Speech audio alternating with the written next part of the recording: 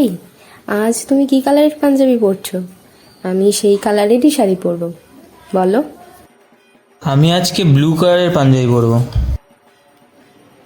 এ বাবা, আমার যে ব্লু কালারের শাড়িই নেই, এবার কি হবে?